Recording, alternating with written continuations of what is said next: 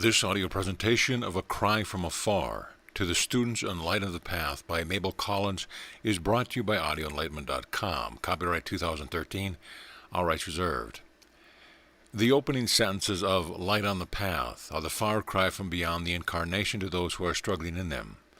While man is embodied, he is incapable of apprehending the state which is indicated by these sentences, for he is actually passing through the vale of tears. He is subject to pain.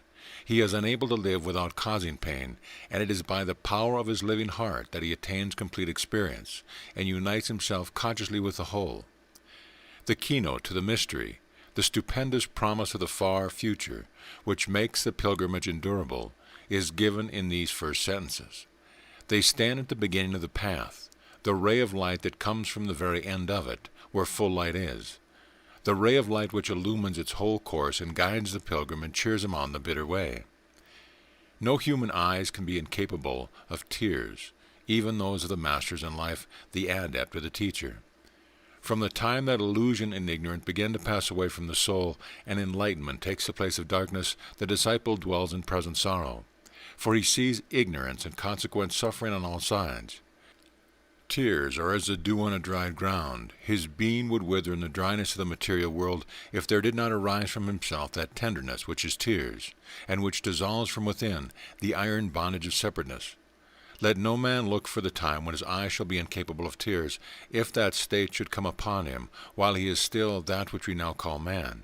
He would have become a partner in the dark company which is fighting for the ruin of the race. Infinite pity, the capacity for profound sorrow and compassion, characterize the enlightened man, are an intrinsic part of the nature of the saviors of the race, and are only to be laid down at the far gate of the eternal life when these saviors and shepherds have guided all their flock safely to it and through it. But it is right and necessary for the disciples to know that there is the future and hour when all tears shall have been wiped away, never to well up again, when all sources of sorrow shall be at an end, the whole enslaved nature of man having been freed and having escaped forever from the pangs of desire. It will then no longer be human nature, and in the condition into which it will be born, that which is known now to us as sorrow will be inconceivable. None can pass that gate till all can pass it, for the purified and the perfected soul which is ready to go through and enter the new life is unable to do so, because of the bond of sympathy between him and all those others who are to him much dearer than himself, because of the deep yearnings of compassion and the welling up of the tears which are a mark of humanity and one of its chief glories. The ethereal being within man's physical body sheds many tears of too subtle and fine a nature to be shed by the physical eyes, and the spirit weeps when it stands upon the threshold of matter and is drawn into its darkness by the laws of life, and love and the bonds of kinship and association. Thus the whole being is softened and suffused with the dew of its own tenderness. All men must be thus softened and suffused ere they are fitted to enter upon the state in which they are incapable of tears. Then the eyes of the pure spirit will see that which is for us now neither shape nor color, because it is invisible, and can only be apprehended by faith. The capacity for faith is the first essential quality for the disciple who has heard the far cry and would enter upon the path which shall eventually bring him to the state in which he will be able to see. That which is called the hearing of the ear of the emancipated and redeemed being is a complete consciousness of all that is, without any difficulty in separating one sound from another or any necessity to do so. The whole makes itself known in its living activity to the ceaseless apprehension of the one who is able to hear. This hearing is only possible when the senses have not only been subdued, but entirely laid aside with the vesture to which they belong. The apprehension through the medium of the senses must have ceased altogether before the released and purified spirit can obtain consciousness of the whole by means of attention. The intensity of sensitiveness must be increased with every successive incarnation, in order that the spirit shall acquire knowledge and experience, and so progress and ripen and make the required advance towards a condition in which direct consciousness is possible. No sound, no smallest cry, no trumpet call can be ignored or avoided with impunity, because that of which the spirit prefers to remain ignorant it will have to learn in later and more severe lessons. All teaching and experience increases in severity with the progress of the soul and the advancement of the race as we see these take place in time. Only so can the race be ushered into the eternal state and induced to cross the threshold of birth into complete being. The far cry from the master to the disciple conveys an even greater command in respect to the power of speech than in respect to sight and hearing. Speech is the creative power, and the spoken word can be uttered only by the perfected being, which has taken on the attributes of the divine power. By the spoken word were the heavens and the earth made, for the development and the education of the soul of man, and by the spoken word will innumerable heavens and earth be made yet, for the races which need the experience of dwelling within them. The disciple, who has conquered self and yielded his being to the whole, has obtained within himself the germ of each of the necessary powers of the purified and perfected being. He has that confidence which comes of the surrender of the personal desire and the consciousness of the whole. He has that hearing which brings to him the sound of many voices, whether of suffering or joy. He has that sight which shows him other men's lives, other men's woes and hopes, and enables him to penetrate into the heart of those with whom he associates. He has obtained such knowledge of men that his presence among them develops and attracts the creative forces and develops the power of love.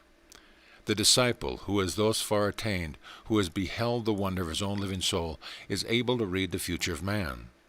He knows the meaning of the far cry which he has heard, the voice that has come to him in the silence from the pioneers of the race who stand at the gate of eternal life and call to him.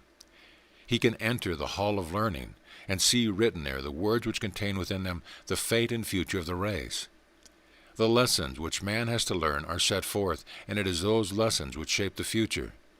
It is only the slowness of the individual man to enter into the life of the whole and to surrender his personal desire which hinders the progress of the whole race. The steps are set plainly before all men and each man, and have to be taken in their due course. The pioneers who have climbed to the highest must linger there for the laggards, and even descend to help them up, for the spirit of humanity is an indivisible whole. Faith, hope, and love are the three first qualities essential to all who move towards the light. Faith, which is the perfect trust in that which, though known, cannot be expressed. That entire confidence in the evolution of the whole which enables a disciple to stand calm amid all conflicts and to fight unflinchingly against the heaviest odds. And that love which embraces all and forgives all. The invisible, for the recognition of which faith is essential, surrounds us and presses upon us at all points, and the man who does not recognize it dwells in a cage formed of his own personality. There is ethereal and spiritual continuity, a linking of all parts, which passes through man's physical being in the same way that light passes through a transparent substance. It passes through it and is not arrested by it. Thought passes through other men's minds, emotions pass through men's heart in such a manner as to be almost visible in their action. Faith is scarcely needed for the apprehension of the fact that thought and feeling pass through men in waves. Occasions of great and universal interest have made this plain. But it is only recognized in connection with events of unusual importance, such as simultaneously discoveries and religious revivals, outbreaks of rebellion or warlike demonstration. That which is evident at these times of excitement is true at all times. Much that is supposed to be due to what is called instinct, and to be inborn, is due to the tides of thought and feeling which ceaselessly pass through the human race. Thought power is known in the present century, and to a certain extent understood. But even those who consciously use it are frequently under the misapprehension that the thoughts by which they influence others originate in their own minds. This is an impossibility, as thought is a flowing tide, set in motion on the threshold of the material world and inspired by powers beyond and outside this limited condition. As the waves of light pass through all things, and each thing receives and reflects such rays as it is capable of receiving and reflecting, so with the waves of thought. They pass through all men's soul, and each soul apprehends that which it is capable of apprehending, and gives that to the world. They are the inspiring tide of man's life, and they become in him that which is called good or bad, in accordance with its own capacity. The disciple, who has faith, opens his soul to the fullness of the tide, and his soul becomes white, as do the white flowers which reflect all the rays of light instead of selecting among them. He knows that in this tide that exists, which is brotherhood, men do not need to aim at unity of thought, or to set thought force in action. They need to be able to apprehend the full tide of thought that sweeps ceaselessly through the collective mind of the race, and those who are capable of this have attained to that condition which places them inalienably among the white brotherhood. Then they know the power of the brotherhood, and each leans upon the other equally without need of speech or contact. The iron bar of separateness is for them pushed back, and the golden gate is set ajar. The disciple who has pushed this iron bar back knows that the criminal evildoer err because of limitation and because of inability to apprehend. He knows that there is no punishment for sin save forgiveness, because the love which gave the great opportunity that is contained in the pilgrimage through matter desires only that every man shall so grow and develop that he shall be able to accomplish this pilgrimage, and so help to release and redeem the race and free it forever from material conditions. The emotions of the heart appear to the man who dwells within a separate personality to be his own, born within himself. They are his, and they are not his, in the same sense that the air that he breathes and the winds which stir the air are and are not the possession of his physical body. They pass through him, and he shares them all with others who come within their range of action. In studying his own heart, the disciple obtains illumination and perceives aright the hearts of the other men, because his discipleship makes him aware of the flow of emotion which passes through him and them, enables him to understand that it is necessary to have experienced all feeling, to have responded to every wave of emotion possible to man, before it is given to him to enter the conditions in which sensitiveness can be laid aside. The criminal and evildoer are misguided by being only able to find in a portion of their being. Sensitiveness is awakened only in the lowest and most powerful and possessive part of the nature, and all the divine part is numb and without sensation. Thus they are not merely separated from the brotherhood of love, but separated from the race to which they physically belong. But the sensitiveness increases, following the laws of growth under which man exists. And in the course of the incarnations, the whole heart becomes capable of responding to the whole tide of human emotions. And that part of it which made the sinner to sin drops its place as part of the whole, which in its completeness makes man divine. And only when this is accomplished to the uttermost can sensitiveness be laid aside, and the soul stand in the blood of its human heart, made to flow by the thrust of its own sword. For each purified spirit, when the whole race is freed and redeemed, will destroy within itself that germ which has caused it to be aware of pleasure, and God will then wipe away all his tears, and he will become incapable of shedding any more. Then will he be able to see and be able to stand. Then will the far cry have been heard and answered. Chapter 2. The ambition which hurls the souls of men into the abysses is not the simple form of desire for success which is called by the name in ordinary life. Until old age is reached, this is a necessary spur without which a deadly apathy would fall upon the race. For this reason the disciple is told to work as those work who are ambitious. For it is necessary for him to stand side by side with the toilers and the strugglers. So long as he is in the activity of the world, he must fight in their ranks if he is to be among them. And while he is still human, it is essential that he share in a desire for success, which is a natural stimulant to effort. The rewards which ordinary men accept as a proof of success are of no longer value to him. The ordinary man looks for them because he desires possession for himself and is willing to win them from the others by his work. The disciple is in no danger of desiring such rewards, and if the loom of fate weaves them into his career, he estimates them at their true value as temporary burdens and responsibilities. The emulation and effort must be his as much as it is any other man. Effort surpassing that which is possible to other men is expected of him whenever it is required for the advancement of the race. He works better than the ordinary man who is ambitious, just as the willing horse works better than the horse that needs a spur. It is not on the planes of mental or physical activities that the disciple has to kill out ambition. The great danger to him throughout his pilgrimage is lest the seed of spiritual pride shall germinate within him and stifle its higher nature before he is aware of its growth. For it grows as weeds do in rich soil. Some unexpected incident will reveal the man to himself in a new light, instead of being the humble disciple he believed himself to be. He finds himself filled with pride in his own capacities and gift, and able to ask for help from the divine forces that pass through him, because he has permitted himself to believe that he has power within himself by right of his spiritual personality. Then ambition may seize upon him, and he will endeavor to scale the heights of power and to assume prerogative which can be given safely only by the hand of the Master to a tried and tested disciple. The attainment of power is one of the first aims of the disciple. It is aimed at continuously throughout his whole path of progress, and it is still his aim when he reaches the end of the pilgrimage and is ready to pass the threshold. The power he endeavors to obtain gives him no personal dignity or glory or position. He cannot influence men in order to secure any personal ends. That possibility is taken from him at his very first step on a true path and is never again put into his hands. The ambition which is born of spiritual pride and which assails him when he is well advanced upon the way does not bring personal power to him. He has surrendered that desire of man when he became a disciple, and when the lust for it returns with sevenfold force upon a much higher plane of being, the sole result is that he is hurled into the abyss, from which he will have to be saved by great efforts of his own and of the saviors of the world. But the true power, the power of the brotherhood of love, born of the brooding spirit of the divine in man, this is to be desired most ardently from the first moment of discipleship, and that desire must never cease. This desire is what makes a disciple at once a partner in the great task of redeeming the race.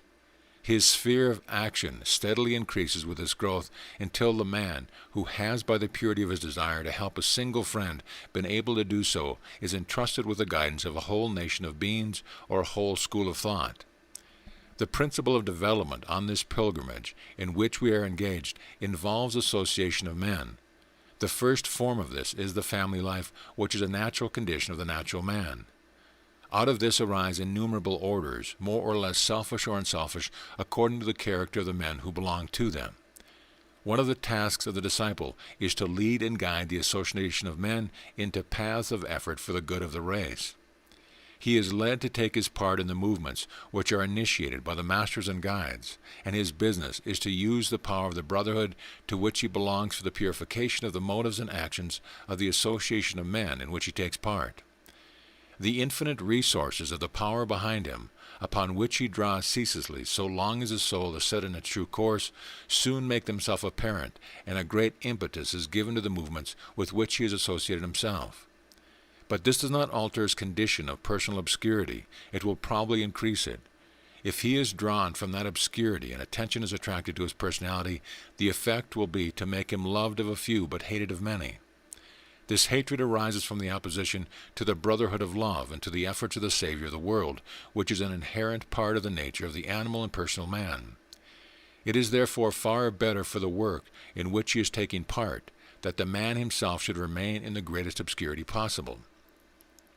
The quality of discipleship arouses the evil passions of other men, and the work is helped on more effectively if this quality is kept in abeyance on the physical plane, and its power exercised in its fullness only upon the mental and ethereal natures of the man by whom a disciple is surrounded in the world. The animal nature of man will fight more fiercely now for ascendancy than in the past, for the advance and progress of the whole makes its power more insecure. It is therefore more necessary than in past ages that the presence of disciples among associations of men should be felt only in the general uplifting of those associations and not in the leadership of the disciples themselves. This disarms and baffles the animal part of the men who find themselves impelled to unusual actions and guided by higher motives than habitually enter into their consciousness. The task set the disciple in thus guiding the movement in which he is taking part is much more severe than if he were permitted to lead by personal influence and external guidance, as he has to affect the nature of men amongst whom he is working, as well as their actions.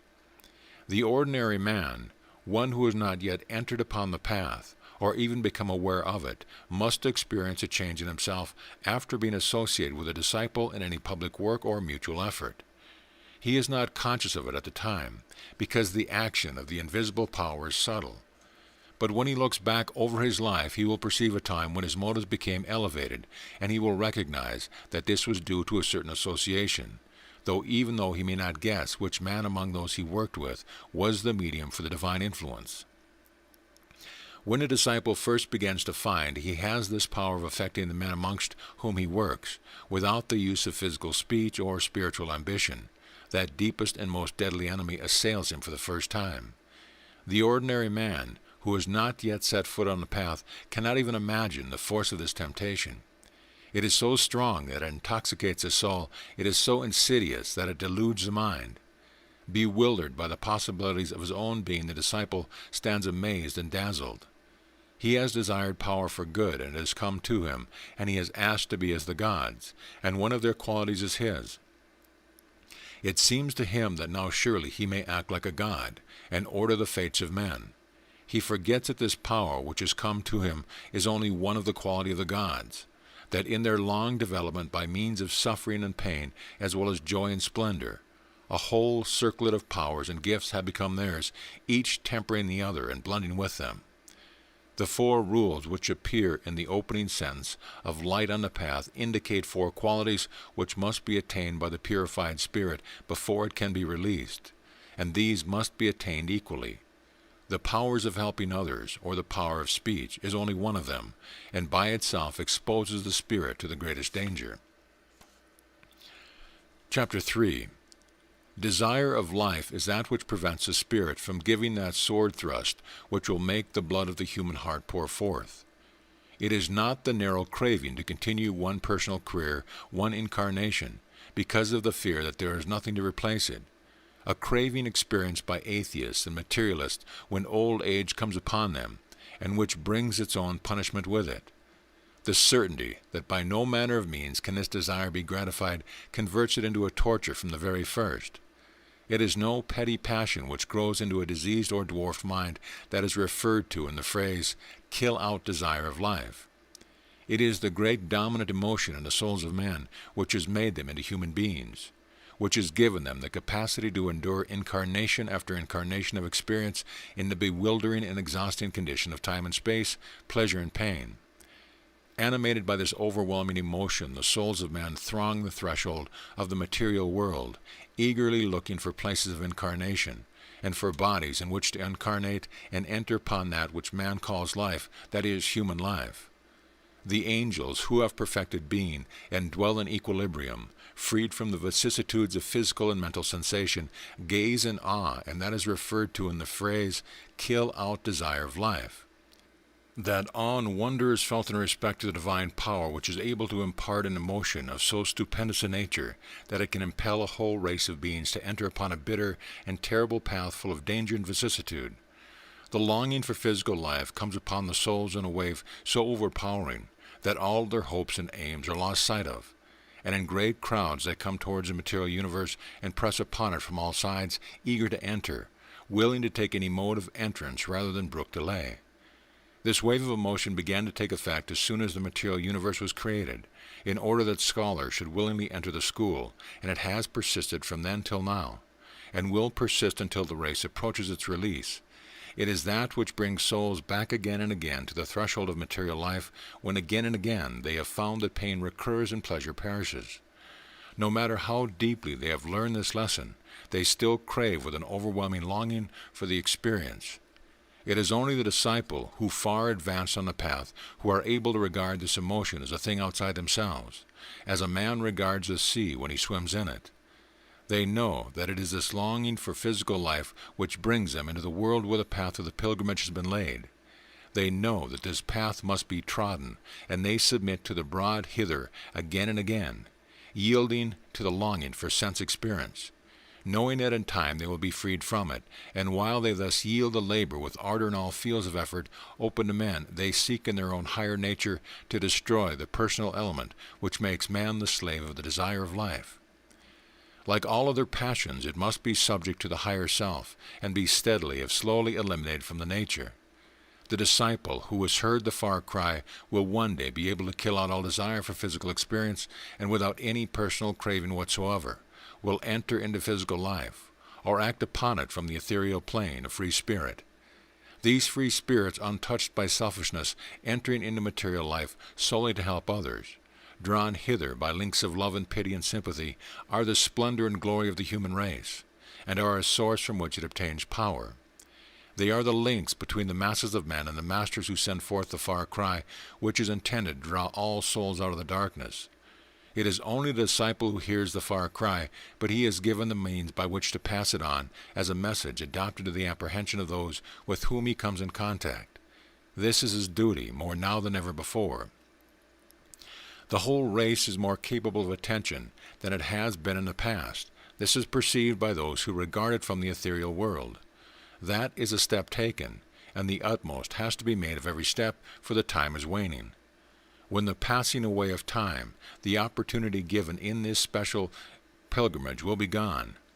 Every member of the race has to be taken through the gate at last, and all will wait at the portal for the last laggard, who will be drawn upwards by innumerable hands of love stretched out towards him. But the manner in which this opportunity is used by man as a whole affects the status of the spirit of the race in the great future. This is a mystery, too, vast for the comprehension of the disciple, but the masters and the pioneers know it, and therefore the far cry goes forth unceasingly to those who have ears to hear. Work and strive, and live and love more intensely and persistently than other men, but in your higher nature. Kill out those germs of spiritual desire which make the souls of men long for activity and preeminence in the narrow limits of time and space, under the dominion of pleasure and pain. The stupendous effort is more possible than it seemed at first sight, for the forces, visible and invisible, which surrounds man and hold him in his place, are all directed towards his assistance. They are his allies, given to him by the same beneficent power that gives him opportunity. In whatever direction a man's nature lead him, he finds these forces ready to give him aid. If his tendency is evil, he is assisted by the very elements which readily adapt themselves to his plan and plot. It is necessary for him that this should be so. Alone without these helpers, he could not work either good or ill in this bewildering state of human life. So soon as he sets his feet in a path that leads to freedom, these same forces, which have helped him to garner the experience of the evildoer, or the apathetic dweller in sloth, or the seeker after pure pleasure, collect around him with renewed and redoubled power to aid and hasten him on his way. As man he must stand alone and give help. As spirit he is bound up with the whole brotherhood of love, and held by up the impelling force of the spiritual life of the universe. The universe exists only in that he shall obtain freedom, and the physical and material part of the world he dwells in is pledged to its Creator to assist him to that end. For this it was created in material shape. We perceive that man is surrounded by innumerable creatures and substances, all of which have their appointed place in the universe, and are pushing their appointed path to all appearance quite independent of man. The connection between the whole material universe is a subtle one, not to be perceived by human intelligence. The dweller in the ethereal spaces is aware of it, and is able to utilize his knowledge of it for the assistance of embodied man. The immense number of conscious beings who are united in the material universe and surround man are held together in this condition by a deep bond, which has its source in the divine breath. Escape from this condition is very easy for them, because their bondage here is not the bondage of pilgrimage, but of willing association. Not only the beings whom we recognize as conscious, but also the beings which unite to hold together the bodies in which other beings dwell. The beings which have subjected themselves to the laws which order the composition of what we call material atoms, all alike are united in the maintenance of a physical life which is the school for the souls of men. The dominion given to man over them is a very different character from what he supposes it to be. He makes mistakes continually in his conduct in relation to them, and these errors have all to be corrected before his lesson is complete. He drives from him the forces which are pledged to aid and uphold him, and increases the dreariness of his position and the sense of its insecurity by so doing. The great passion, desire of life, brings the souls of man into intimate relationship with the beings who form the universe which enable him to gratify it. He is blind to the fact that he is indebted to them for this gratification. He fancies the elements and the substance exist without effort. Not so. There is a continuous and beneficent effort made on his behalf, and it is necessary for him to learn to acknowledge this, and repay it by right conduct. The perfected man conducts himself rightly towards all things, whether his perception enables him to perceive them as animate or not. That which he imagines to be inanimate, because its consciousness is so far removed from his own, is the most necessary to him of all his surrounding. And as his development advances, he becomes aware of this and recognizes his debt. He knows then that in destroying within himself the desire of life, he is releasing legions of beings from a task untaken from them for his benefit. Chapter 4. When the flower has bloomed, and the silence that is peace has followed the storm, the disciple has entered that high grade which makes him an adept in life, one of the pioneers of the race. The storm of personal life is at an end for him forever. Never again will he strive for the small ends to which men devote themselves. Never again will his spirit rebel against his Creator because of personal deprivations or losses. For him there is peace, and in that calm comes a new command. The disciples may not remain in the stillness of the peace he has obtained at so high a price.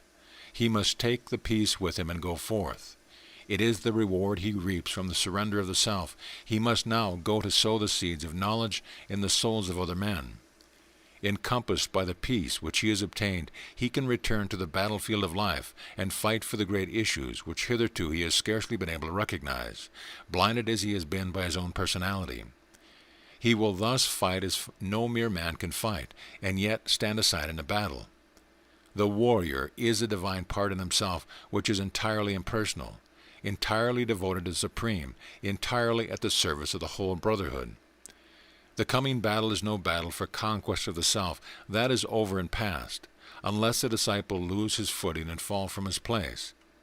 The battlefield, oil which now takes his place, is not that on which the souls of men struggle with the animal part that would control them, nor that on which the spirits of men fight with their own ambitious natures. It is the arena in which the spirit of the race, the indivisible spirit of humanity, fights for the final conquest that shall raise it to the highest estate for which it is destined. Sooner or later this battle must be won. The warrior is incapable of defeat.